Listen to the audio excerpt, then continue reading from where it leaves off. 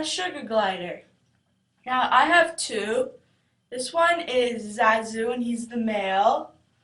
And this, let me get out of her pouch, is Mango and she's a female. They're brothers and sisters and they're about 5 months old and I've had them for 3 weeks.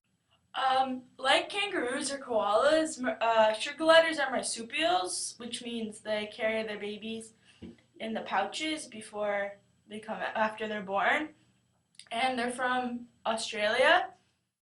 In the wild, they live in colonies of about 8 to 15. So if you get one as a pet, you should always get two, and you should spend a lot of time with them. Now, since they live in colonies, they tend to bond to their owners, so it's a really rewarding experience. Like this, these guys won't get off of me if I push them away. They come right back to me. Sugar gliders are omnivores, and in the wild they eat things like eucalyptus sap, acacia gum, bee pollen, and they also eat bugs, baby birds, bird eggs, and even small lizards and mammals. They're called sugar gliders because they like sweet things, the sugar part, and gliders because they have a gliding membrane that lets them glide tree to tree, just like a flying squirrel. And they're really fast, and they could glide up to about 100 feet. Sugar gliders also make a lot of noises that are pretty loud for the size of these guys. They make a crabbing noise, which sounds like this.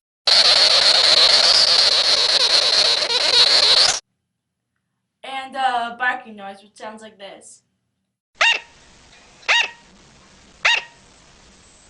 Now they make the crabbing noise when they're threatened. Like when you first get them and you open the pouch, they're going to make it. And they're going to go like this. That's why some people call them sugar bears.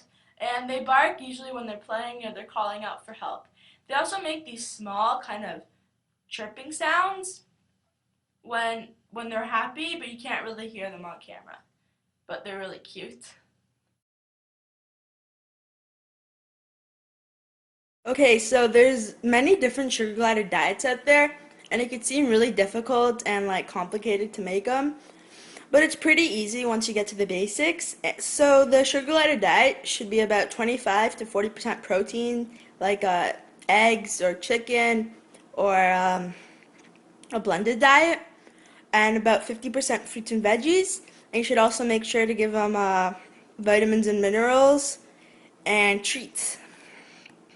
Since sugar gliders are nocturnal, you should feed them at night. So every evening I chop up some fruits and vegetables and put some calcium on it. Now calcium is really important because if sugar gliders don't get enough calcium, then they could get hind leg paralysis, which is a joint problem that is really not good. So you should sprinkle some of that. And then for my protein source, I use a blended diet. There's many different blended diets out there, but I do the HPW diet, which is basically water, honey, and this HBW powder, which is like a protein powder with added vitamins and minerals, eggs, and bee pollen, which you could get online or at a health food store. And it freezes like ice cream, so it's really easy to feed. Initially, it's expensive to buy, but it makes a lot. Like this thing will last like half a year. So for 2 gliders, I just take a tablespoon and just mix it in the fruits and vegetables.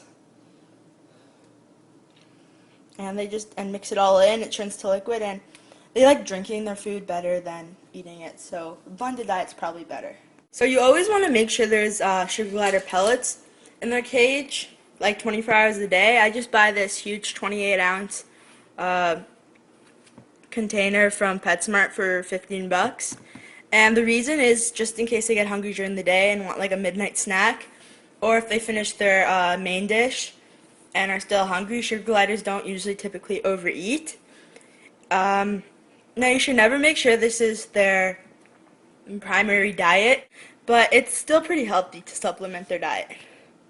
You should also feed your sugar glider treats to keep them happy, and some treats you could feed them are some dried fruit or honey or yogurt. I just use a fat-free plain Greek yogurt. They love it. They lick it off my finger. You could use Cheerios or vegetables. They're not supposed to have like corn, and they're not supposed to have corn because it's high in phosphorus. so calcium can't get absorbed, but once in a while a treat it's okay. And like the reason you should feed them treats too is it really helps the bonding process. They just take it out of your hand and they learn to trust you. There are many complicated diets out there that you don't know if are good or bad, but as long as they stick to the basics of fresh protein sources, fruits and vegetables, and vitamins, then it should be pretty healthy for your little furry friends.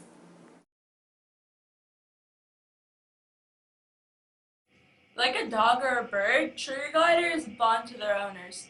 Now, there are many different ways to bond. One is to just sit in a small room or tent and let them crawl all over you, and this is really fun because they start using you as like a human tree and crawl over you. Another way is while they're sleeping, because they're nocturnal, to carry them around in this pouch. Now, they love pouches. They sleep in there and they use it to zip it up. There's a window for them to look through, and they don't feel too constrained. They like being in here, close to your scent. And another way is just to feed them little treats, which Mango always takes, but Dadzu doesn't really like them. Another way to bond is just to wear a sweater and put them inside and let them crawl around. They really like it, and it's a really quick way to bond because they're so close to your scent. Another way to bond is to sleep with a blanket, like a fleece blanket, and then cut them up into little pieces and put them in each pouch so they're kind of like sleeping with your scent. Now, sugar gliders are pretty scent derived. Like later, they're gonna start recognizing you by your voice and your look, but when they're babies, they only recognize you by their smell. So it's very important to get them used to your smell for the bonding process. So this is my sugar glider's cage. Um, it is a 2.5 by 2.5 by 6 feet Riptarium, and with the stand it's 7 feet tall, which is really good because gliders are all about height. Now the minimum for two sugar gliders is about 2 by 2 by 3, but bigger is always better for these active little guys. Now in the cage, you want some bedding to so that it absorbs their pee and poo and it keeps the smell low. A high quality wheel like the Wilderness South wheel, a water bottle and a water dish just in case their food. I mean their water bottle doesn't work. Their food in the corner, put it under hammocks so they won't poop in it. You want to put some toys. I got bird toys work well. Put toy here, and toys up there. You want to put pouches and hammocks for them to sleep in. And you want to put a lot of vines and ropes. I just make them out of fleece because it is cheap and you could just pop it in the washing machine. Now, as for cage location, you want to make sure it's in a warm, dry place since they're from Australia and they like warmer weather. And you want to make sure it's quiet so it won't wake them up since they sleep during the day. And also make sure they're away from your dog. Now, there are some problems with having a sugar glider. First is that they're really expensive, like with the cage and their toys and their food. And also, these little guys are like $200 each. Another problem is that they're really messy. Like, their food will go all over the place and they can't be potty trained. So they poop and pee all over you. I don't really mind, but some people do mind. Also, they have really sharp nails, so they kind of scratch, and they need a lot of social interaction, which I like, but a lot of people don't have time for. They also do bite, and they crab when they're scared, so some people are scared of that, and they're really not good pets for little kids. If you love animals and you're an experienced pet owner, sugar gliders are going to make the most amazing animals.